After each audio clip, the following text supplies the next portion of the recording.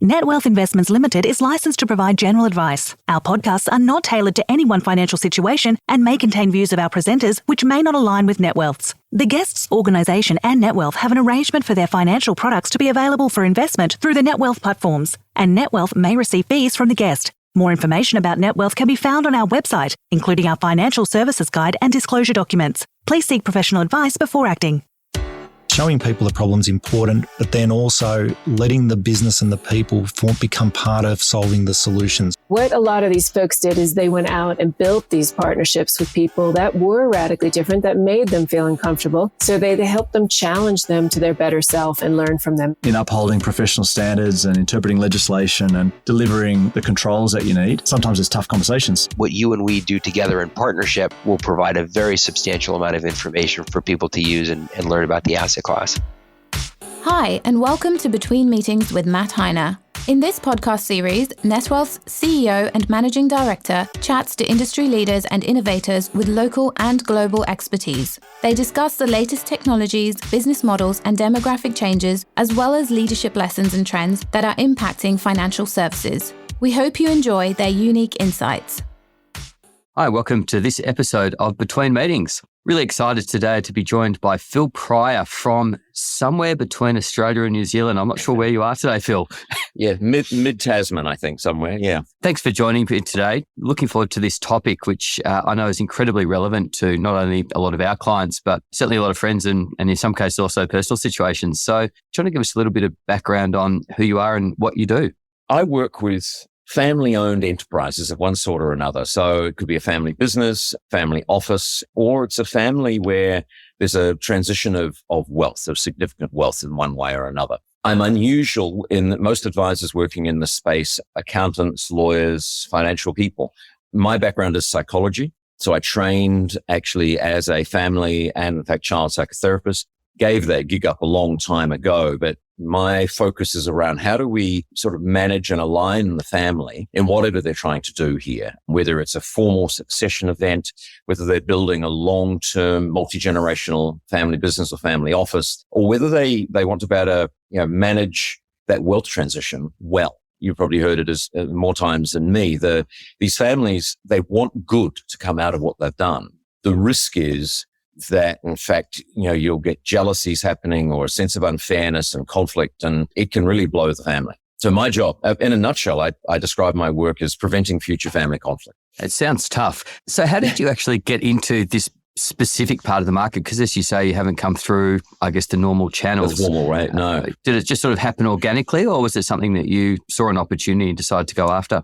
It's a little bit of both. So when I left the whole clinical practice in my early 20s, I was really interested actually in change. And I did my master's in the US, and a lot of that was around systems thinking. How do we influence and change complex systems, whether that's a family, whether that's actually an organization? I was lucky enough to work with the team in London for probably over 10 years and learn this extraordinary methodology around how do you intervene in complex organizations, and those days it was mainly organizations. So how do we solve very difficult problems? How do we, in many ways, it was the beginning of a lot of the work around the nudge. What's the thing that we need to do that will allow the changes and so on to happen? And then I'd moved to live back in Australia in the mid-90s. And then in the early 2007, 2006, I was asked to help facilitate a group of family businesses. And I suddenly realized this was the melding of my two lots of skills, really. That family side, that business side. I'd done, nearly 20 years of business advising by that stage. I mean, I really enjoy the space. You've got really smart investors and business owners doing amazing things, all below the radar, right? The stats on family enterprises are remarkable when you look at it. And I'm working with the owners, right? And people who can really do something. It was a breath of fresh air from the large corporates that I've been working with, because actually we got in and we did stuff. And so I've really over the last 15 to 18 years just moved my whole business to focus on that. So it's why hence New Zealand as well as here.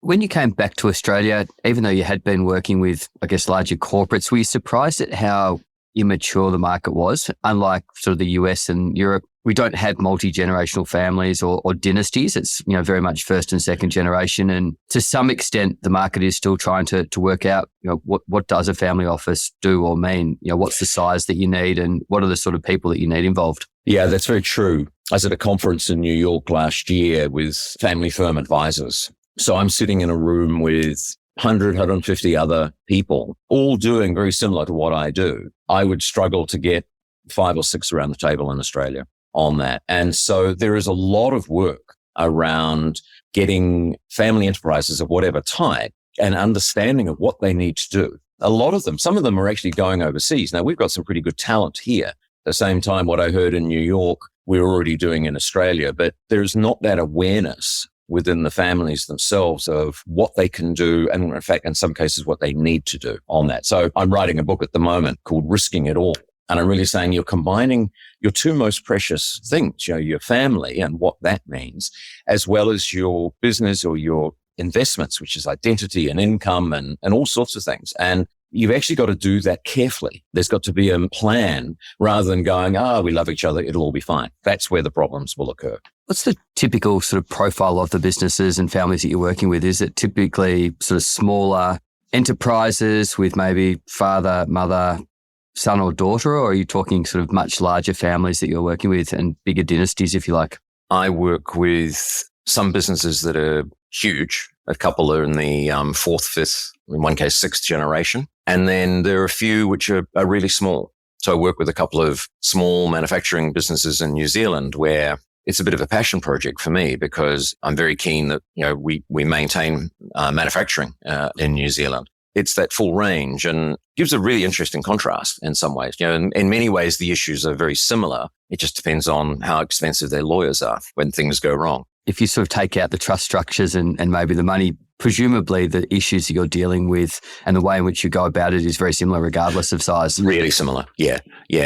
And I see founder syndrome in a $10 million business and in a $500 million business. You've got all the family dynamics, which are very similar.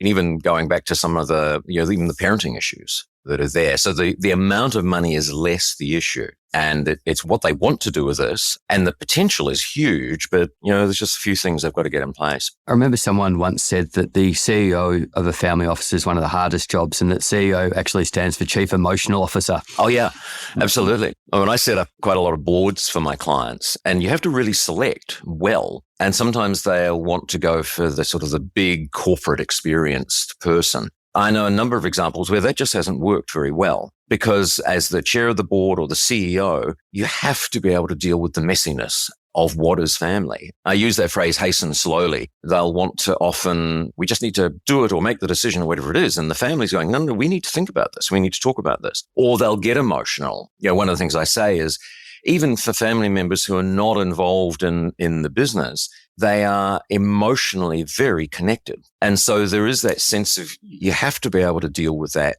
messiness. It's not always cut and dry. I mean, the other irony, of course, is that when families really get going, they'll make decisions faster than any corporate I've seen. I've seen some where direct competitors to listed companies, and they've been able to get together within a week in a crisis, sort things out and get their plan in action, where a month later, the 2 listed corporates hadn't even had a board meeting at that point. There's some interesting sort of dichotomies in that. I imagine you're dealing with a huge array of different situations, but some of the common ones that you'd be facing into, I imagine, are that founders, first generation, are looking potentially at liquidating or creating liquidity for the family. Can you just maybe talk through the sort of a process that you would go through to maybe get the family ready for that event and then what you see as being really critical post-event?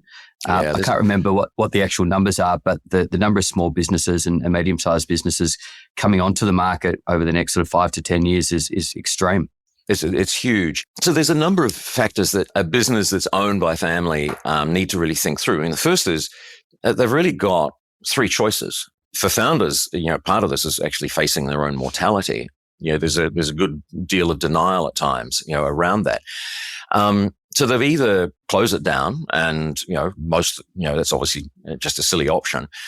They either sell it or they go down the succession road. Now, both are completely viable. I don't have a problem. In fact, I've got one right now where, the plan is it will be sold in 5 years' time and it's getting its sale ready and all that sort of thing. But it does take a lot of conversations around, and again, it's this emotional, messy stuff around, okay, so if we sell, what does this actually really mean? And sometimes they'll need some time to really sit and think that one through. Then eventually you move into a sell event. And I know a couple of families where they sold and then there was some, golden handcuffs for a year or two and that sort of thing by key family members. And they found that extremely difficult because, previously they were in charge. It was their gig. They did it. And when we got the golden handcuffs on, they report to somebody. That was a very tough one. And of course, the other issue is, then you've got this money, you've got this cash liquidity event. What do we do with that? And so there's questions there around, do we keep it as one big pool? And from an investment perspective, that makes the most sense. But that means working together. And so interestingly, we set up a family charter and a succession plan for family businesses. If they move into the family office space, then we need to be doing something quite similar around how are these investments going to be managed, and things like if there's trusts involved, who's the appointor, and what's the succession of appointorship, if you like, for trust. So selling is fine, but actually it doesn't solve all the problems. There's still things to be discussed and thought about. And the other question, I've got clients where their businesses are pulling out, anywhere between 25 and 30% returns each year on year. All right. And so there was a discussion with one of them. It's like, well, okay, if we sell, where on earth are we going to get those sort of returns, with that level of risk, on that? And I know private equity is very keen on a lot of these businesses. And there's some quite interesting other models that are coming through, around this. For a lot of founders, it's all around the control issue. They've put 30, 40 years of their lives into this. And so there's often a real time issue to help manage that. And of course, if the family decides not to keep the pool together, then they go their own separate ways. And again, I've got one of those at the moment. And the key thing was, okay, so if we're splitting this up and, divvying it up, 4 ways, 5 ways, whatever it was, how do you maintain the family relationship? So how do we have those discussions? And the complex discussions, there's tax issues, there's all sorts of things that loans that need to be repaid and all that sort of thing. So how do we still remain as siblings and with nieces and nephews across, the various families and maintain those relationships? Because sometimes that can explode. And again, this is where we've got to take care and manage that process well. So presumably in that scenario, there's no right or wrong. It really is a matter of having the conversations and understanding where the relevant strengths are of the people sitting around the table. It is. There's no right or wrong particularly. It's actually being able to have the discussions, raise the issues, find a way through those issues. And so when I'm doing that, I normally stagger conversations. So we'll have maybe half a day or a day of conversations and then a break for a couple of weeks and then have another one so that people have a chance to let all those details sort of filter through and think through the impacts of that. And so it does take time. And the other, I think probably the key thing is, and I've talked about this quite a lot, is people have got to see that it's fair. And this fairness, particularly between siblings, is a huge issue. Fair does not mean equal, and nor does it mean necessarily the amount of input that you might have had. It's an emotional thing. It's a perception thing. And it's something that the family really has to negotiate and talk about because it's not just some sort of independent thing out there. And often I'll say to families, the money is one thing. It's actually how you feel about it that is really the crucial conversations that we've got to have and we've got to resolve with that. When you say fair does not always mean equal, what do you mean by that? I've got a couple of examples where a family, it was a farming situation, and farms are always tricky, right? Particularly when they get very big. One of the sons wanted to take on the farm, and the reality was he was going to be gifted, make a long story short, probably $7 to $8 million worth of farm. Even him taking the biggest mortgage he could, the father and the parents didn't have another 7 or 8 million to give to their other 4 kids. And yet when we talked and did the negotiation, the kids were delighted he was taking the farm. All right. And in negotiation, we talk about what we call elegant currencies. They weren't at all concerned about the financial difference, but what they wanted, what was important to them was access to the farm. What was important to them that it wasn't sold to somebody else, that it was still in the family. And they did some profit sharing stuff around, pine plantations, and the father had a couple of other investments that she was able to help the other kids with. So in terms of equal, they were miles away, right? But from a fairness perspective, they were all pleased with that. And that deal, you write those things down and review them, but those sort of things can really hold water for a long period of time. In that scenario, it sounds like the discussion started off fairly amicably, or was that the result of many days and weeks of discussion? A bit of both.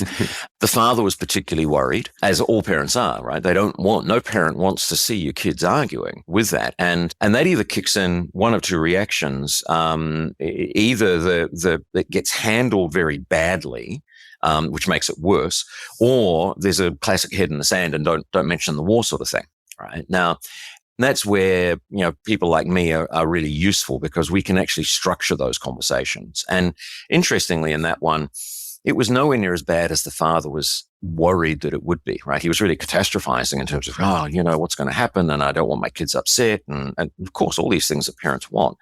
And we got it resolved relatively quickly around that. It helped having that independent person who can sort of have those conversations and actually see where the common ground is, because often they'll only see their perspective rather than, the overall big picture, which is where I come in. So where you have seen these situations play out effectively, what are some of the key ingredients that you try and put in place, or structures that you try and put in place for them?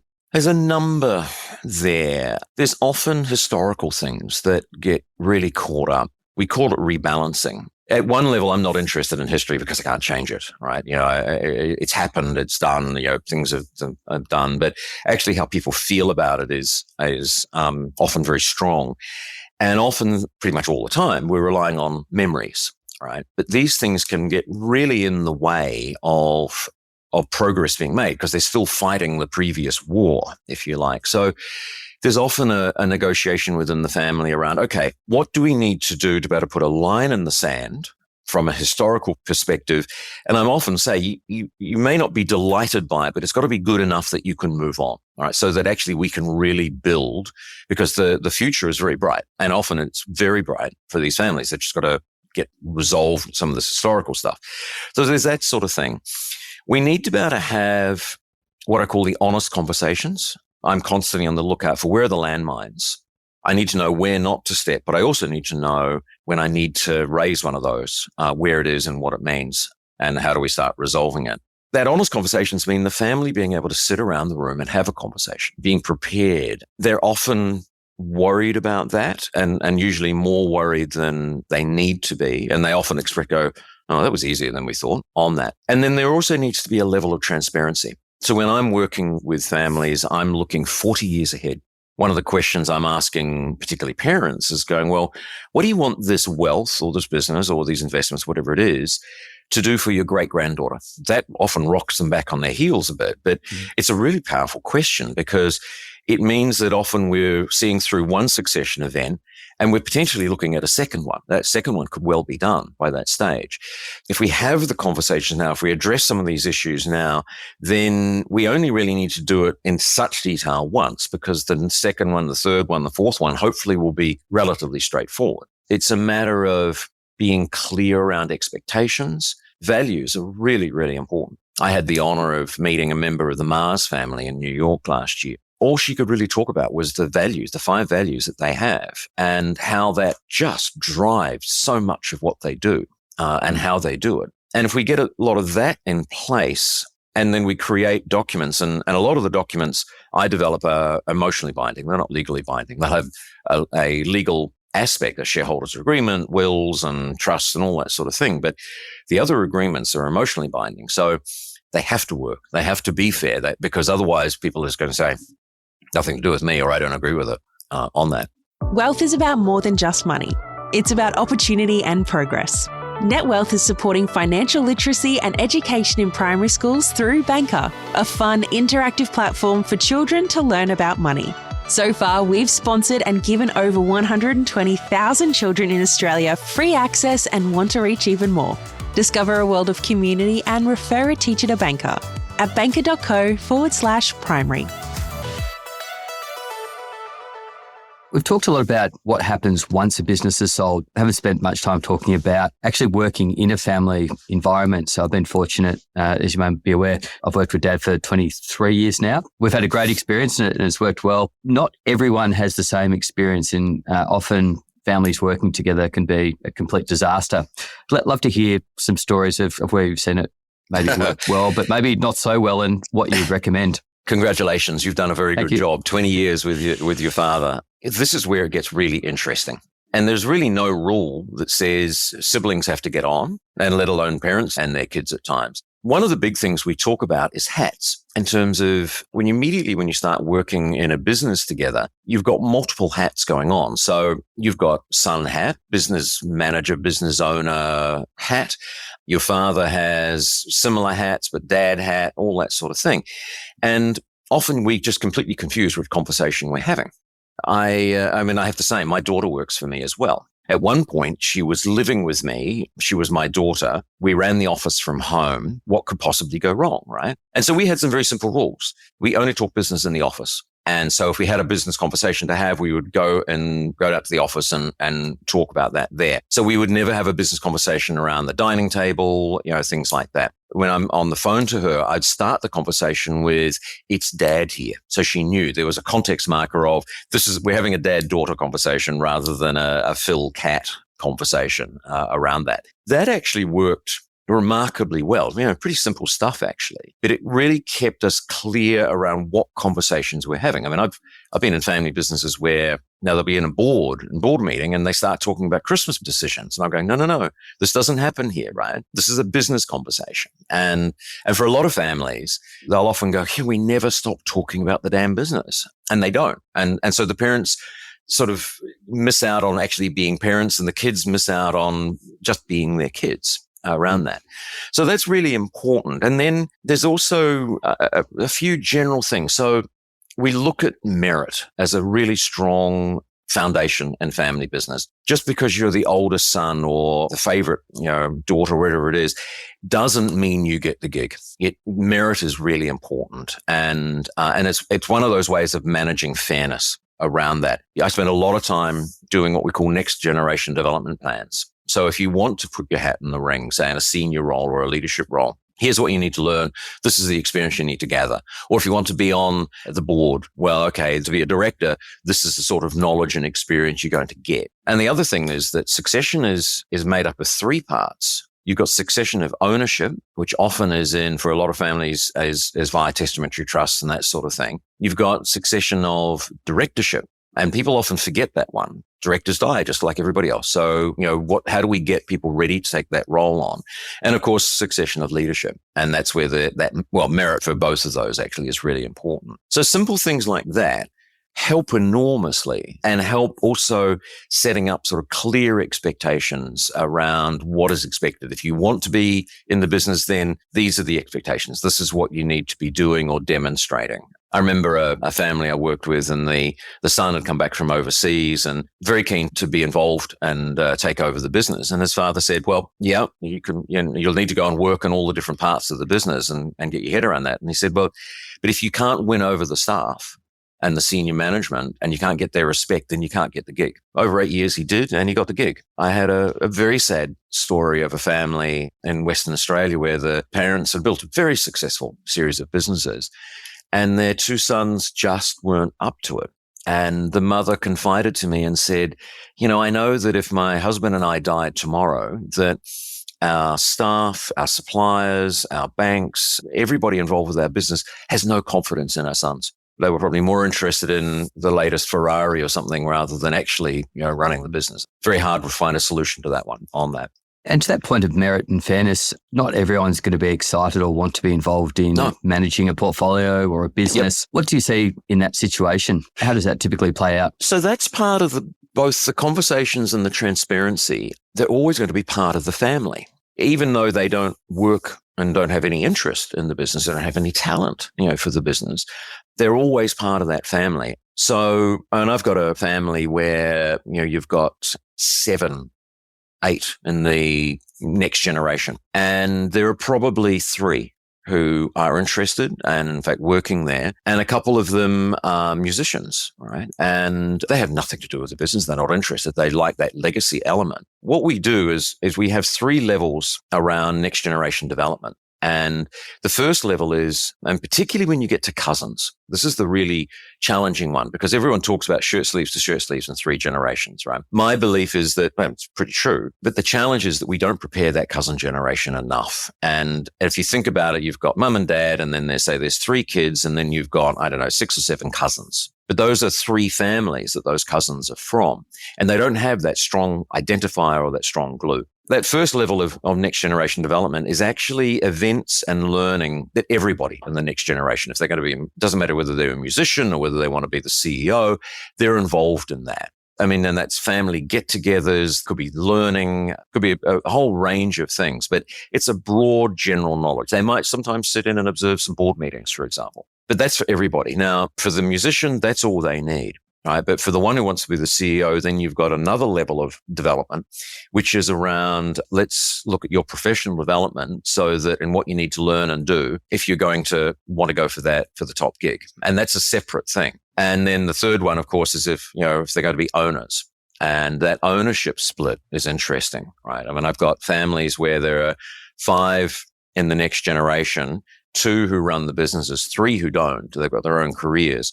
But the agreement in the family is that it's 20% each in shareholding, absolutely equal shareholding. And that's my general advice, particularly if you want to build a long-term multi-generational family business, around that. Because again, it's managing that fairness thing in the long term, which is, as I said, I have 40-year viewing of things. So that exposure to the business, I think, is a really interesting way to do it. And just having that observer role, something that we're very passionate and big on at NetWealth is around next generation financial literacy, but also capabilities. Yes. So teaching them the basics. How have you seen that effectively done? Is that in conjunction with the parent's financial advisor or wealth manager, or is it something that you do independent? So this is where the financial advisors are really important, because in that first level of next generation development, they need a level of financial literacy. I mean, they don't have to be gurus at it, but they do need to, they need to know how to read a P&L and understand investing and so on. And the financial advisors are, I think, really important in that, whether that is working directly with, say, the group, the next generation group, and doing presentations. And I know some financial advisors who will actually run small workshops, for the next generation and go through without their parents there. And go through, okay, these are the investments. This is what we're doing. These are the types of returns. This is how we manage it, and so on and so on. And again, you might have different levels. You might have a broad overview for everybody. So everybody's, understands where they're coming from. And those who really want to dig into it, it might be a separate program for that. That financial literacy is critical. Sometimes it's why we often get them sitting in as observers to the board. Particularly if on the board you're looking at, upcoming investments, how they analyze that, diversification strategies, that sort of thing. And while they're not directors and they are purely observers, so we don't get into that whole shadow directorship side of things, it's phenomenal learning for them. I know some big family businesses that are getting 18-year-olds sitting in observing. A lot of families will balk at that one, but actually I'm generally in favor of the start earlier rather than later. Yeah, the stats are quite terrifying actually for financial planners. It's currently suggesting that out of 9 clients, only 1 of them will stay with their parents' financial advisors. Yeah, there's a lot of work there and a lot of potential upside to build those relationships. I do know a couple of financial advisors that have done really some brilliant work, building those relationships with that next generation. And, in our work, I mean, I certainly know for me, my biggest asset is trust. And so if you build that trusted relationship with that next generation, then again, all sorts of really cool things can happen. One of the areas that's often debated is when is the right time to open the books to your children? What's the appropriate age? Do you have a view? Yeah, I do. I generally suggest earlier rather than later. I mean, with my background, right, I'm really interested in parenting, and parenting with wealth is a challenge. I'm always amazed actually at how amazingly well kids, teenagers manage a lot of this. You're having wealth, lots of opportunities, but also there are real responsibilities around this. the not telling kids about your financial situation, and then something happens, and I'm sure you've seen this, where, suddenly it's like they've just got this enormous amount of money in their lap, right? And have no idea what to do and who to talk to. It's the same with anybody who wins the lottery, right? Most of them tend to just lose it. I think we need to be having these conversations with our kids earlier rather than later, and build up their financial literacy, and also be really clear around confidentiality. I've had 15-year-olds in 5 days of family meetings where we're talking about everything from succession to how they're managing their property portfolio, to their business, to their other financial investments. And these kids were incredible. And it wasn't like they had special advantages or anything like that. These are just normal kids going to the local schools. There was that sense of, this is actually what it means to be in this family. All right, with that. So yeah, earlier rather than later on that. And I know what parents are worried about is spoiled brats. Right? That's the thing they'll constantly talk about. And there are ways that you can manage that. And a lot of that is the parenting stuff, because of course, when you have wealth, you can give your kids everything, which is not helpful and not good for the kids. But you can manage that in other ways. For them having an understanding of what's going on and what that might mean for them, that is important, I think. And then philanthropy also helps with that too, to be frank. Maybe looking for some free advice on that. What are some of the most effective situations you've seen where you've seen families really have well-grounded kids that have got good social responsibility and a good understanding? I mean, the key thing is just don't give kids everything. Make them earn pocket money, get them a job after school, the value of money, and also appreciating actually what they have. And that's in some ways where philanthropy becomes really useful, because you get the kids involved with that and go out and actually just see how some people live, right? And what that means, and around that. Kids need, like all kids, limits, boundaries, clear messages, all of that sort of thing. I don't think we can outsource our parenting. The worst spoiled brats. And I mean, in the US, I worked with a range of, the Americans are very good at screwing their teenagers up, right? You could just see massive amounts of money being given to these kids, but actually not love, not limits, not boundaries, not, care. Those are all really important. They need you as parents around that. And I'm always amazed at how kids actually rise to the occasion, and they start learning, and they take their cue from you in a lot of ways. The big issue, I think, these days is, of course, social media. There's some terrifying statistics that the Economist has come up with, which is, really worrying stuff. There's a psychologist called Jean Twenge who's written some great stuff on this. All of that sort of adds into the mix here, but there's it's sort of keep it real, I think, in some ways with our kids.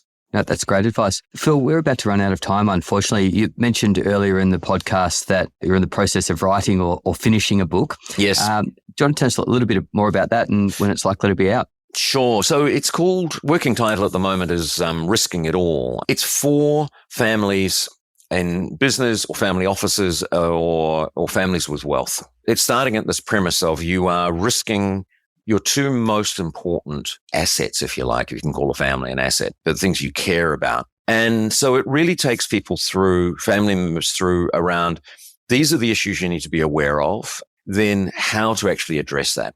So there's a big section in there around communication, around managing conflict, and what is succession and what does that mean, and how do we manage all that fairness and transparency around that.